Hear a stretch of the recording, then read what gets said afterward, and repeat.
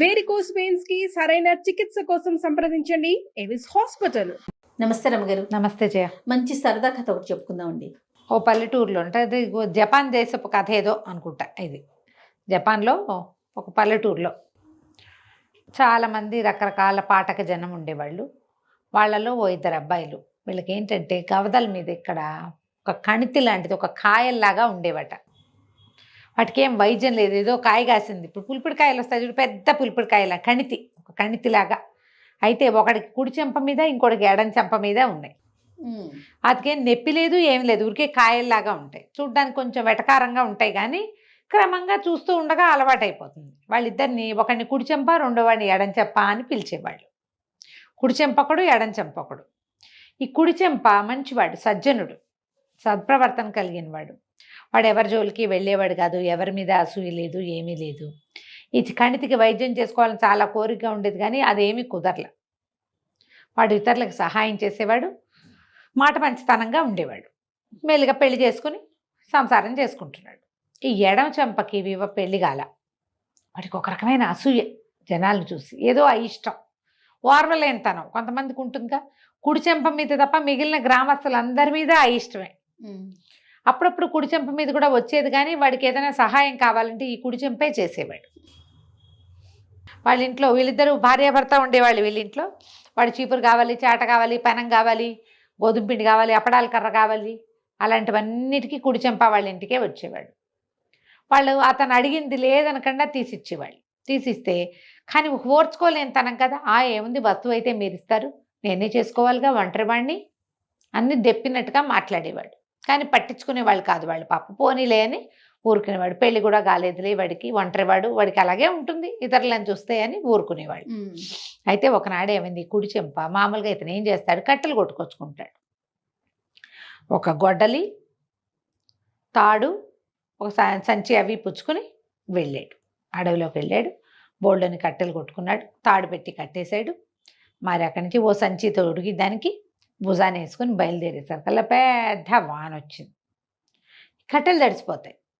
ఇతను అటు పరిగెత్తి ఇటు పరిగెత్తి నానా గందరగోళము పడి చూస్తే ఓ పక్కన ఇక్కడ ఒక పెద్ద దేవదారు చెట్లు ఉన్నాయి. ఆ పక్కన ఒక దేవదారు చెట్టుని ఇతను ఇలా వెళ్ళేటప్పుడు ఎప్పుడు చూసేవాడు చెట్టు కనపడేది.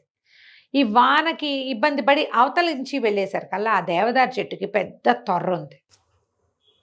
ఇతను ఈ సందట్లో ఊరు వైపుకి కాకుండా కొంచెం అవతలికి వెళ్ళిపోయాడు. ఆ దేవదారు చెట్టు తొర్రలో ఒక మనిషి కూర్చునేంత ప్లేస్ ఉంది. తను పరిగెత్తుకుంటూ ఆ తొర్రలోకి పరిగెత్తి ఆ కట్టెల్లో ఒక పక్కన బారేసేసాడు, చెట్టు కింద పడేసేసి తను పోయి ఆ తొర్రలో కూర్చున్నాడు. కూర్చుంటే కూర్చుని మెల్లిగా బయట మబ్బులు, వాన, పెద్ద ఘోషగా ఉంది. అప్పటిదాకా పనిచేసి ఉన్నాడు కాదు, చల్లగా నిద్రపోయాడు. నిద్ర కూడా తీసాడు. నిద్ర తీసి మెలకు వచ్చాక చూస్తే ఏముంది, చీకటి పడిపోయింది బాగా.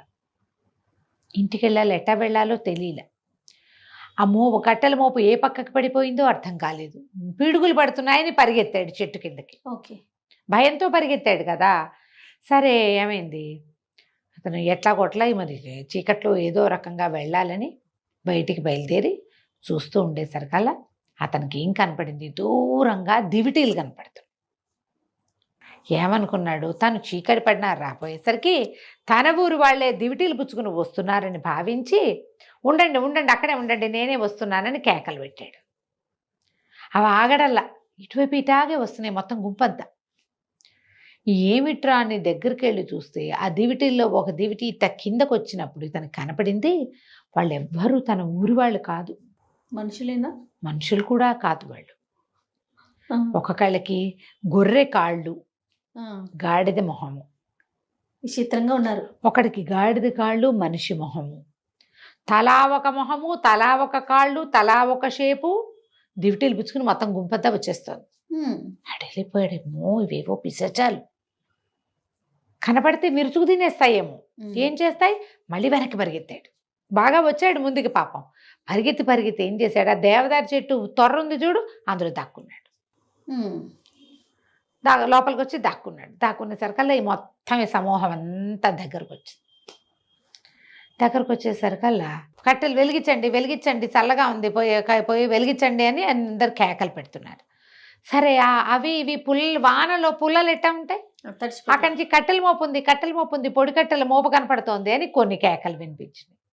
అక్కడి నుంచి దివిటీలు పుచ్చుకొస్తున్నారుగా, ఇవన్నీ కట్టెలు మోపు పెట్టి ఆ దివిటీలు వెలిగించారు. ఆ మోపు పెట్టి వెలిగించేసరి కల్లా ఆ కట్టెలు నావి అన్నాడు లోపల నుంచి ఈ కుడి చెంప. అనేసరికల్లా మనిషి మనిషి మనిషి అన్నారు అందరూ. అన్నాక ఇతను ఆ దేవదారు దాంట్లో తొర్ర ఉందిగా, త్వరలోంచి బయటకు వస్తే వాళ్ళందరూ చాలా ఆనందించారు వీడిని చూసి. మామూలుగా మాట్లాడుతున్నారు వాళ్ళు, పిశాచాలుగా ఉన్నారు, కానీ అక్కడి నుంచి దగ్గరకు వచ్చి ఆహాహా ఎంత బాగున్నాడు, ఎంత చక్కగా ఉన్నాడు, ఈ కణితి ఎంత బాగుంది అని. మొహం మీద వికృతంగా కనపడేది ఎంతో అందంగా ఉందనేసరికల్లా ఇతనికి చాలా సంతోషం వచ్చింది. ఇది అందంగా ఉండటం ఏమిటి, వికృతంగా ఉంది కదా. అక్కడి నుంచి వాళ్ళందరూ డాన్సులు చేయటం మొదలుపెట్టారు, సంగీతాలు పాడారు, డాన్సులు చేశారు. ఆ మంట చుట్టూతా తిరుగుతుంటే ఇక కుడిచెంప అన్నాడు, డ్యాన్స్ అయితే నాకు కూడా వచ్చు, మేము ఇట్లా చేస్తామని.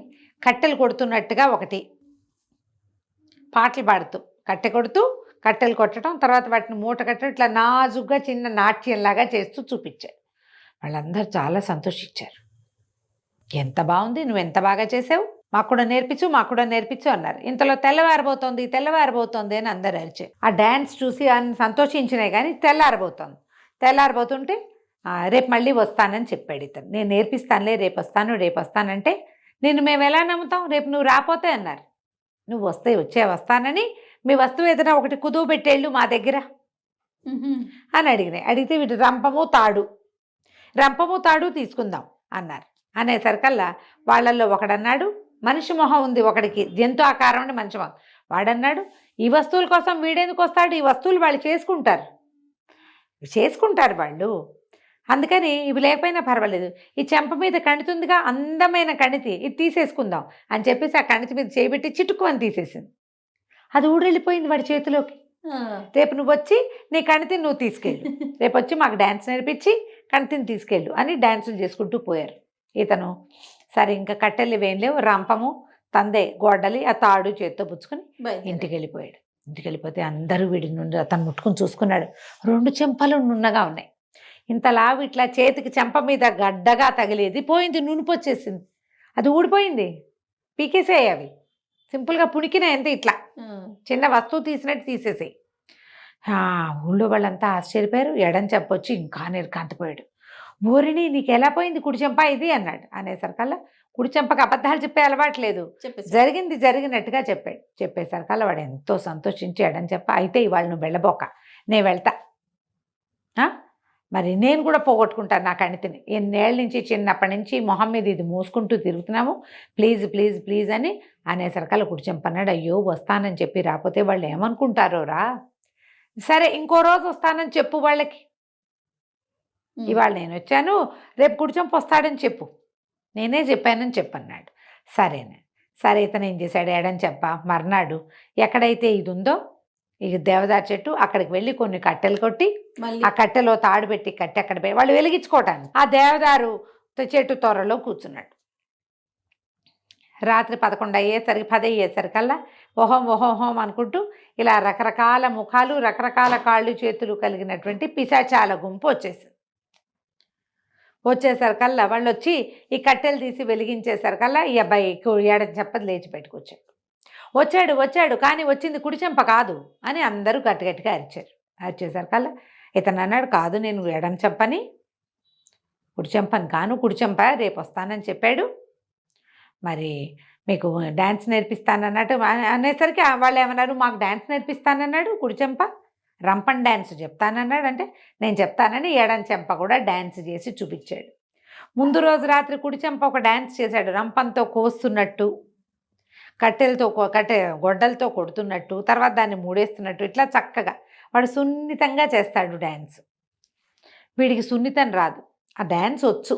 ఇప్పుడు కోలాటాలు అవి చూస్తామా, ఒక్కొక్కళ్ళు ఊరికే ఇలా కొడతారు, ఒక్కొక్కళ్ళు చక్కగా కదులుతారు.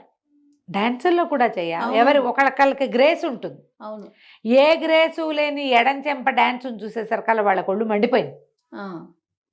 వద్దు నువ్వు డ్యాన్స్ వద్దు, ఏమక్కర్లేదు మాకు, ఆ కుడి చెంప రాలేదు కదా, మాకు కోపం వచ్చిందని చెప్పు. వీడేమనుకుంటున్నాడు, ఎడం చెంప మీద పీకేస్తారని వీడు భావించాడు. కోపం వచ్చిందని చెప్పు, తను రాలేదు కదా, తన కణితిని తనకిచ్చేసామని చెప్పి వీడి కుడి చెంప మీద ఆ కణితిని అంటిచ్చేశారు. బాగుంది. ముందు రోజు వాడి మొహం మీద పీకేశారా, అది వీడి మొహం మీద అంటించారు. అంటించి ఎవరి దారిని వాళ్ళు వెళ్ళిపోయారు. వీడు నిర్ఘాంతపడి 2 చెంపల మీద 2 కాయలు కవితలు వచ్చాయి. పాపం. 2 గంటలు ఏడ్చుకుంటూ ఇంటికి వెళ్ళాడు. వీడు ఊరుకుంటే ఒక రకంగా ఉండేది. అదే అదే అలా కాకుండా ఇట్లా కుడి చెంప బదులు వెసులుబాటు పొందాలని కోరుకునేసరికి 2 చెంపల మీద 2 కణితులు వచ్చినాయి. కుడి చెంపకి మళ్ళీ కణితి పుట్టలేదు, వీడి కణితులు ఓడలేదు. కథ కంచికి మనం ఇంటికి. బాగుంది కణితులు. నమస్తే రమ్మగారు. నమస్తే.